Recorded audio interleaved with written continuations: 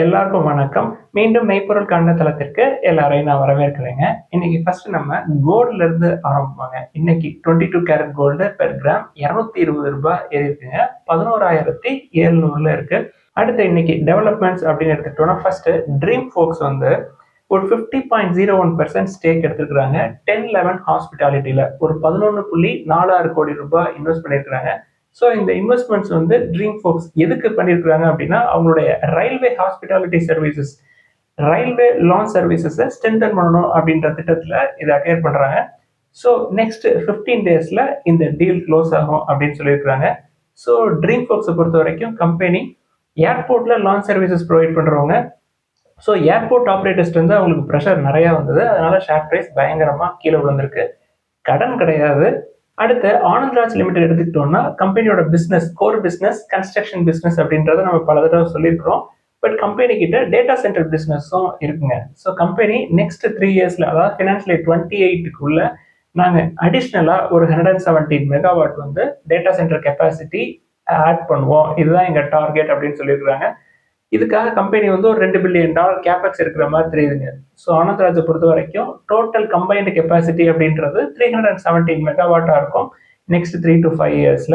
அடுத்து SKF India எடுத்துக்கிட்டோம்னா company அவங்களுடைய முதலீடு திட்டங்களை அறிவிச்சிருக்காங்க. ஒரு 800 to 950 கோடி ரூபாய் வரைக்கும் 2030க்குள்ள நாங்கள் இன்வெஸ்ட் பண்ணுவோம். எங்களுடைய எக்ஸிஸ்டிங் ஃபெசிலிட்டியில நாங்கள் எக்ஸ்பேன்ஷனுக்காக இந்த இன்வெஸ்ட்மெண்ட் பண்ணுவோம். அது போக இந்த இன்வெஸ்ட்மெண்ட்ல எதுவும் அடங்குதுன்னா புனேல ஒரு மேனுஃபேக்சரிங் ஃபெசிலிட்டி ஒன்று போடுறாங்க. அது வந்து 2028ல முடியும் அப்படின்னு சொல்லியிருக்காங்க. அடுத்து ஜேகே டயர் எடுத்துக்கிட்டோம்னா கம்பெனியோட மேலிட என்ன சொல்றாங்க, அடுத்த 5 to 6 ஆண்டுக்குள்ள நாங்கள் ஒரு 5000 கோடி ரூபாய் கம்பெனியில இன்வெஸ்ட் பண்ணுவோம் அப்படின்னு சொல்லியிருக்காங்க. எதுக்கு அப்படின்னா எங்களோட எக்ஸிஸ்டிங் ப்ரொடக்ஷன் கெப்பாசிட்டியை நாங்கள் எக்ஸ்பேண்ட் பண்ணுவோம். ஹெவி ட்ரக்ஸ் அண்ட் பஸ்ஸஸ்க்காக நாங்கள் வந்து டயர்ஸ் ரெடி பண்ணுவோம். தென் எக்ஸ்போர்ட்ஸ்க்காக டெடிகேட்டடா நாங்கள் வந்து ப்ரொடக்ஷன் லைன் செட்டப் பண்ணுவோம் அப்படின்னு சொல்லியிருக்காங்க ஜேகே டயர்ஸ். அடுத்து நோவா நார்டிஸ்க் எடுத்துக்கிட்டோம்னா கம்பெனி எம்கியூர் ஃபார்மா கூட ஒரு பார்ட்னர்ஷிப் போட்டிருக்காங்க. ஸோ இந்த பார்ட்னர்ஷிப் எதுக்கு அப்படின்னா அவங்களுடைய வெயிட் லாஸ் ட்ரக்கை வந்து மார்க்கெட் பண்றதுக்கு டிஸ்ட்ரிபியூட் பண்றதுக்காக. ஸோ புதுசா ஒரு பிராண்ட் நேமுக்கு கீழே லான்ச் பண்ற மாதிரி தெரியுதுங்க. எம்கியூர் ஃபார்மா கூட பார்ட்னர்ஷிப் போட்டுக்கிட்டு போவிஸ்ட்ரா அப்படின்னு சொல்றாங்க.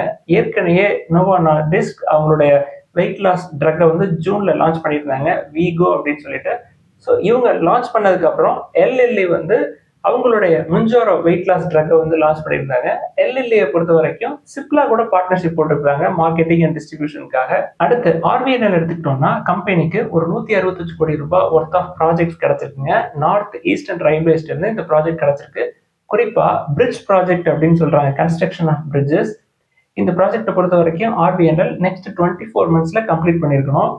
அடுத்து அதானி குழுமம் எடுத்துக்கிட்டோம்னா கம்பெனி வெஸ்டர்ன் இந்தியாவில் குறிப்பா குஜராத்ல ஒரு massive battery energy storage system build பண்றதுக்கான திட்டத்தில் இருக்கிற மாதிரி தெரியுதுங்க. இதுக்காக டெக்னாலஜி சப்போர்ட்காக பேச்சுவார்த்தையெல்லாம் ஈடுபட்டு இருக்காங்க. ஸோ சரியான திசையில போறப்ப 2026ல நாங்க அதை கம்ப்ளீட் பண்ணிடுவோம் அப்படின்னு சொல்றாங்க. ஸோ அதானி குழுமம் இதை முடிச்சாங்க அப்படின்னா இந்தியாவிலேயே டாப் பேட்டரி எனர்ஜி ஸ்டோரேஜ் சிஸ்டமா இருக்குங்க. உலக லெவல்ல எடுத்துக்கிட்டோம் அப்படின்னா லார்ஜஸ்ட் சிங்கிள் லொகேஷன் சிஸ்டமா இருக்கும் இவங்க டெவலப் பண்ற பேட்டரி எனர்ஜி ஸ்டோரேஜ் சிஸ்டம். அடுத்து அதானி என்டர்பிரைசஸோடைய மேலிடம் என்ன சொல்றாங்க, அவங்களுக்கு நிறைய சப்சிடரிஸ் எல்லாம் இருக்குங்க. குறிப்பா சொல்லணும் அப்படின்னா டேட்டா சென்டர்ஸ், ரோடு, மெட்டல், தென் ஏர்போர்ட்ஸ். ஸோ இந்த மாதிரி மல்டிபிள் சப்சிடரிஸை 2027ல இருந்து 2031க்குள்ள நாங்கள் தனியா லிஸ்ட் பண்ணுவோம் அப்படின்னு ஒரு ஹிண்ட் கொடுத்துருக்காங்க. அடுத்து ஓஎன்ஜிசி எடுத்துக்கிட்டோம்னா ஷேர் ஹோல்டர்ஸ்க்கு இன்ட்ரீம் டிவிடெண்ட் அனௌன்ஸ் பண்ணிருக்காங்க. ஒரு ஷேருக்கு ₹6 அப்படின்ற மேனிக்கு. ரெக்கார்ட் டேட் வந்து November 14, 2025. கம்பெனியோட Q2 ஃபினான்ஷியல் 26 பெர்ஃபார்மன்ஸ் எடுத்து பார்த்தோம்னா நெட் ப்ராஃபிட் வந்து ஒரு 22.7% ஏறி இருக்கு. ரெவன்யூ ஒரு 3.2% ஏறி இருக்குங்க. அடுத்து ராண்டிசன் ஹோட்டல் குரூப் என்ன சொல்றாங்க, இந்தியாவை பொறுத்த வரைக்கும் Tier 2, Tier 3 சிட்டிஸ்ல ஒரு 200+ யூனிக் லொகேஷன்ஸ்ல நாங்கள் எங்களோட ப்ரெசன்ஸை எக்ஸ்பேண்ட் பண்ணுவோம் அப்படின்னு சொல்லியிருக்காங்க. ஸோ இப்போதைக்கு கம்பெனிக்கு ஆப்ரேஷனல் ஃபெசிலிட்டி அப்படின்னு எடுத்துக்கிட்டோம்னா 130 ஆப்ரேஷன்ல இருக்குங்க இந்தியாவை பொறுத்த வரைக்கும் 114 சிட்டிஸ்ல. அடுத்து டாடா மோட்டார்ஸ் எடுத்துக்கிட்டோம்னா நம்ம முற்காலங்களில் டாடா மோட்டார்ஸ் லிமிடெட் அப்படின்னு கன்சிடர் பண்ணது October 14 அன்னைக்கு டாடா மோட்டார்ஸ் பேசஞ்சர் வெஹிக்கிளா நேம் மாறி இருக்கும். இப்போ டாடா மோட்டார்ஸ் கமர்ஷியல் வெஹிக்கிள் செக்மெண்ட்டுக்கான லிஸ்டிங் டேட் நம்மளுக்கு கிடைச்சிருக்குங்க November 12, 2025. So Tata motors commercial vehicle லிஸ்டிங்கான அப்ரூவல் பிஎஸ்சி என்எஸ்சிட்ட இருந்து வந்துருச்சு அப்படின்னு கம்பெனியோட மேலிடம் சொல்லியிருக்கிறாங்க. அடுத்து ஐஆர்பி இன்ஃப்ராஸ்ட்ரக்சர் எடுத்துக்கிட்டோம்னா கம்பெனி அக்டோபர் 2025 உடைய டோல் ரெவன்யூ அப்டேட் கொடுத்துருக்காங்க. 9% இயர் ஆன் இயர் பேசிஸ்ல ஏறி இருக்கு டோல் ரெவன்யூ அப்படின்ற அப்டேட் கொடுத்துருக்காங்க. அடுத்து பாலாஜி வேஃபர்ஸ் எடுத்துக்கிட்டோம்னா நார்த் ஈஸ்டர்ன் ஏரியால அவங்களுக்கு ஸ்ட்ராங்கான பிரசன்ஸ் இருக்குங்க. குறிப்பா சொல்லணும் அப்படின்னா குஜராத், மகாராஷ்டிரா, ராஜஸ்தான் இந்த ஏரியாஸ்ல அவங்களுக்கு மார்க்கெட் ஷேர் அப்படின்னு பார்த்தோம்னா 65% இருக்குங்க. அவங்களோட ப்ராடக்ட் அப்படின்றது பொட்டேட்டோ சிப்ஸ், நாம்கின்ஸ், தென் புஜியா இதெல்லாம் தான். பாலாஜி வேஃபர்ஸை பொறுத்த வரைக்கும் ஒரு 10% வரைக்கும் ஸ்டேக் சேல் பண்ணலாமா அப்படின்ற திட்டத்தில் இருந்தாங்க. நம்ம ஒரு 2 மாசத்துக்கு முன்னாடி டிஸ்கஸ் பண்ணியிருந்தோம். இப்போ என்ன அப்டேட் கிடைச்சிருக்குன்னா Balaji wafers US based private equity firm General அட்லாண்டிக்ட ஒரு 7% ஸ்டேக்கை கொடுக்குற மாதிரி தெரியுதுங்க. ஸோ இதுக்காக ஜென்ரல் அட்லாண்டிக் ஒரு 2500 கோடி ரூபாய் முதலீடு பண்ற மாதிரி தெரியுது. அடுத்து Q2 ஃபினான்ஷியல் 26 ரிசல்ட்ஸ் எடுத்துக்கிட்டோம்னா ஃபர்ஸ்ட் ஏத்தர் எனர்ஜி நல்ல ரிசல்ட்ஸ் காட்டியிருக்காங்க. லாஸ் தான் காட்டியிருக்காங்க, பட் லாஸ் நேரோ டவுன் ஆயிருக்குங்க. அதாவது 197 கோடி ரூபாயில இருந்து 154 கோடி ரூபாயா லாஸ் வந்து குறைஞ்சிருக்கு. சேல்ஸ் ஒரு 67% ஏறி இருக்குங்க இயர் ஆன் இயர் பேசிஸ்ல. தென் ரெவன்யூ அப்படின்னு எடுத்துக்கிட்டோம்னாலும் 54% ஏறி இருக்கு. அடுத்து பஜாஜ் ஃபினான்ஸுடைய Q2 ஃபினான்ஷியல் 26 ரிசல்ட்ஸ் எடுத்து பார்த்தோம்னா நெட் ப்ராஃபிட் 22% ஏறி இருக்குங்க இயர் ஆன் இயர் பேசிஸ்ல. ரெவன்யூ எடுத்துக்கிட்டோம்னா 18.7% ஏறி இருக்கு. ஸோ ஃபினான்ஸ் கம்பெனினா அவங்களுடைய core business income net interest income எடுத்து பார்த்தோம்னா 22% ஏறி இருக்குங்க இயர் ஆன் இயர் பேசிஸ்ல. கம்பெனியோடைய நெட் என்பிஏ வெறும் 0.6% தான் இருக்கு. ஸோ நல்ல ரிசல்ட்ஸ் தான். ஆனாலும் ஷேர் பிரைஸ் பயங்கரமா கீழே விழுந்த மாதிரி பார்த்தேன். என்ன காரணம் அப்படின்னு பார்த்தோம்னா asset under management growth guidance வந்து கொஞ்சம் கம்மியா கொடுத்திருக்காங்க அப்படின்னு சொல்லியிருக்காங்க. அதாவது 22 to 23% கொடுத்திருக்காங்க கைடன்ஸ். அதுவே நல்ல நம்பர்ஸ் தான்.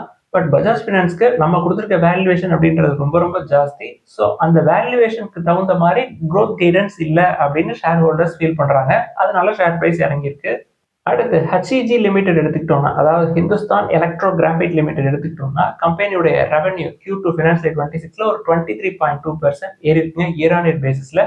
நெட் ப்ராஃபிட் 72.7% ஏறி இருக்கு. ஸ்ட்ராங்கான நம்பர்ஸ் காட்டியிருக்காங்க. கம்பெனியை பொறுத்த வரைக்கும் கொஞ்சம் ஓவர் வேல்யூட் சைடில் தாங்க இருக்கும். முற்காலங்களில் ஒரு 3 or 4 years பேக் இந்த ஷேரை கன்சிடர் பண்ணதுங்க. இப்போ கன்சிடர் பண்ணுற ரேஞ்சில் இருக்காது. அடுத்து KPIT உடைய Q2 ஃபினான்ஷியல் 26 ரிசல்ட்ஸ் எடுத்துக்கிட்டோம்னா நெட் ப்ராஃபிட் ஒரு 17% இறங்கியிருக்குங்க இயர் ஆன் இயர் பேசிஸ்ல. குவார்டர் ஆன் குவார்டர் பேசிஸ்ல ஒரு 28.1% விழுந்திருக்கு. தென் ரெவன்யூ எடுத்துக்கிட்டோம்னா 7.9% ஏறி இருக்கு இயர் ஆன் இயர் பேசிஸ்ல. 3.1% ஏறி இருக்குங்க குவார்டர் ஆன் குவார்டர் பேசிஸ்ல. ஸோ எதுக்கு ப்ராஃபிட்டபிலிட்டி குறைஞ்சிருக்கு அப்படின்னா எக்ஸ்பென்சஸ் கூடி இருக்குங்க இது ஒரு சைடு. தென் சேல்ஸ் வால்யூம் வந்து அடி வாங்கியிருக்குங்க. குறிப்பா சொல்லணும் அப்படின்னா அமெரிக்கன் பிசினஸ் வந்து அடி வாங்கியிருக்கு. தென் UK யூரோப் பிசினஸ் வந்து க்ரோ ஆயிருக்கு. ஒரு 13.6% க்ரோ ஆயிருக்கு. கம்பெனியோட மேலிடம் என்ன சொல்றாங்க, H2 ஃபினான்ஷியல் இயர் 26ல நல்ல நம்பர்ஸ் நாங்க காட்டுவோம், ஃபினான்ஷியல் இயர் 27 நல்லா இருக்கும் அப்படின்னு ஒரு பாசிட்டிவான வேர்ட்ஸ் கொடுத்ததுனால ஷேர் பிரைஸ் கொஞ்சம் மேலே ஏறி இருக்கு. அடுத்த சர்வதேச செய்திகள்னு பார்த்தோம்னா ட்ரம்ப் அவர்கள் வந்து இந்தியா கூட இந்த ஃப்ரீ ட்ரேட் அக்ரிமெண்ட் அப்படின்றது ஒரு ஃபினிஷிங் ஸ்டேஜுக்கு நெருங்கிட்டு இருக்கு, டாரிஃப் கட்ட நம்ம எதிர்பார்க்கலாம் அப்படின்னு ஒரு ஹிண்ட் கொடுத்துருக்காரு. அடுத்து அமெரிக்க சந்தை எடுத்துக்கிட்டோம்னா நேற்று பயங்கரமா மேலே ஏறி இருந்ததுங்க. என்ன காரணம் அப்படின்னா நீண்ட நாட்களா யூஎஸ் கவர்மெண்ட் வந்து ஷட்டவுன்ல இருக்கு இல்லையா, ஸோ அதுக்கு ஒரு முடிவு வரும் அப்படின்ற மாதிரி ஒரு ஹிண்ட் தெரிஞ்சிருக்கு. அதனால ஷேர் பிரைஸை பயங்கரமா மேலே ஏற்றிருக்கிறாங்க. ஜப்பான் நாட்டு சந்தை எடுத்துக்கிட்டோம்னா நான் காலையில பாக்குறப்போ ஒரு 0.44% கீழே இறங்கி இருந்தது பெஞ்ச் மார்க் இண்டெக்ஸ். இந்திய சந்தை எடுத்துக்கிட்டோம்னா நான் ரெக்கார்ட் பண்றதுக்கு முன்னாடி ஒரு 100 பாயிண்ட் பக்கமா கீழே இறங்கி இருந்தது. எஃப்ஐஎஸோட செல்லிங் ப்ரெஷர் கண்டினியூ ஆகுதுங்க. நேற்று கிட்டத்தட்ட 4114 crores worth of shares cash செக்மெண்ட்ல நெட் செல்லர்ஸ் இருந்திருக்காங்க எஃப்ஐஎஸ். டிஐஎஸ் வழக்கம் போல அதுக்கு முட்டு கொடுத்துருக்காங்க. ஸோ இன்னைக்கும் எஃப்ஐஎஸ் செல்லிங் கண்டினியூ ஆகிற மாதிரி தெரியுது. அடுத்து இன்னைக்கு ஒரு சில கேள்விகளை மட்டும் பார்ப்போங்க. ஃபர்ஸ்ட் ஸ்வராஜ் இன்ஜின் பத்தி ஒரு மெம்பர் வந்து எழுதியிருந்தாருங்க. ஸ்வராஜ் இன்ஜினை பொறுத்த வரைக்கும் ஒரு 26 times ஏர்னிங்ஸ் இருக்கு அப்படின்னு சொல்லியிருந்தோம்.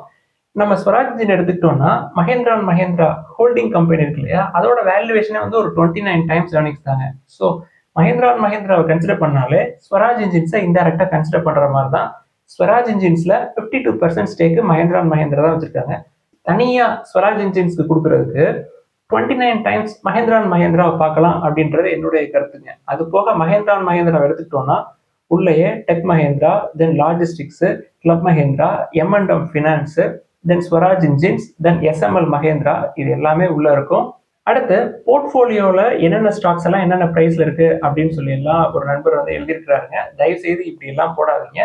போர்ட்ஃபோலியோல உங்கள்கிட்ட என்னென்ன ஸ்டாக் எவ்வளவு இருக்கு அப்படின்றது அது உங்களுக்கு மட்டும்தாங்க தெரியணும். அதாவது உங்க பேங்க் அக்கௌண்ட் பேலன்ஸ் எல்லாருக்கும் தெரியாது இல்லையா, அதே மாதிரி தாங்க இதுவும். தயவு செய்து கமெண்ட்ல உங்கள்கிட்ட என்ன பிரைஸ்ல எவ்வளவு ஷேர் இருக்கு அப்படின்லாம் நீங்க டிஸ்க்ளோஸ் பண்ண வேணாம். நம்ம இங்க டிஸ்கஸ் பண்றது ஒரு எஜுகேஷனல் பர்பஸ்க்காக தாங்க இதை பண்றோம். ஒரு அவேர்னஸை கிரியேட் பண்ணணும், குறிப்பா ஸ்டூடெண்ட்ஸ் மத்தியில தென் சொசைட்டில ஒரு அவேர்னஸை கிரியேட் பண்ணணும் அப்படின்றது தான் என்னுடைய நோக்கம். ஸோ எந்த ரேஞ்சில் எந்த ப்ரைஸில் அப்படின்லாம் எனக்கு சொல்ல தெரியாது. ஸோ அந்த மாதிரி உங்களுக்கு எந்த ரேஞ்சில் உள்ள போகணும், என்ன ப்ரைஸில் போகணும் அப்படின்னா தயவுசெய்து உங்களோட ரிலேஷன்ஷிப் மேனேஜர்ஸோ இல்லை செபி ரிஜிஸ்டர்ட் அட்வைசர்ஸையோ நீங்கள் பார்க்கலாம். நம்ம இங்க பெரும்பாலும் டிஸ்கஸ் பண்றது நம்ம புக்ல இருந்து படிச்சதை நம்ம வந்து ரியல் டைம்ல இம்ப்ளிமெண்ட் பண்றத உங்களுக்கு ஷேர் பண்றோம், அவ்வளவுதான். அடுத்தது கேஎஸ்சிஎல் அப்படின்ற நிறுவனம், காவேரி சீட் கம்பெனி லிமிடெட் அப்படின்ற நிறுவனத்தை பத்தி ஒரு நண்பர் எழுதியிருக்காருங்க. கம்பெனி நல்ல வேல்யூவேஷன்ல வந்திருக்குங்க. ஸோ விருப்பப்படுறவங்க பார்க்கலாம். 16 டைம்ஸ் ஏர்னிங்ஸ்ல இருக்கு. அது போக கம்பெனி இன்ட்ரிம் டிவிடெண்ட் ஒரு ₹5 அனௌன்ஸ் பண்ணியிருக்காங்க. அதுக்கான ரெக்கார்ட் டேட் வந்து November 12, 2025.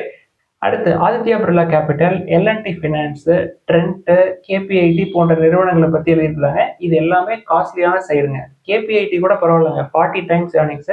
Aditya Birla capital, L and T ஃபினான்ஸ்லாம் பிரைஸ் டு புக் 2 தாண்டிடுச்சு. நம்ம த்ரெஷோல்டே 1.5 தான். தென் ட்ரெண்ட் எடுத்துக்கிட்டோம்னா 95 டைம்ஸ் ஏர்னிங்ஸ்ங்க. இங்க இருந்து 50% கீழே விழுந்தாலும் எனக்கு அது காஸ்ட்லியா தான் தெரியும். ஸோ ட்ரெண்டை பத்தி நான் யோசிக்கிறதே கிடையாது. அடுத்து நால்கோ நிறுவனத்தை பத்தி எழுதியிருக்கிறாங்க. நால்கோ நல்ல வேல்யூவேஷன்ல தாங்க இருக்கு. நம்ம ஏற்கனவே சொன்னோம் இல்லையா, உள்ள மெட்டல் பிசினஸ் ஒன்று இருக்கு, தென் கெமிக்கல்ஸும் உள்ள இருக்கு அப்படின்னு சொன்னோம். ஸோ 2 பிசினஸ் உள்ள இருக்கு. அடுத்து ஐடிசி பத்தி கேட்டிருக்கிறாங்க. ஐடிசி நல்ல வேல்யூவேஷன்ல இருக்குங்க. அடுத்து ஜேஎஸ்டபிள்யூ சிமெண்ட் பத்தி எழுதியிருக்கிறாங்க. கம்பெனிக்கு பிஇ இல்லைங்க. முதல்ல அவங்க ப்ராஃபிட் சைடு வரட்டும், அதுக்கப்புறம் பார்ப்போம். நான் பெரும்பாலும் ராம்கோ இண்டஸ்ட்ரீஸ் தான் பார்ப்பேன். ராம்கோ இண்டஸ்ட்ரீஸ் இப்பயுமே நல்ல வேல்யூவேஷன்ல தான் இருக்கு.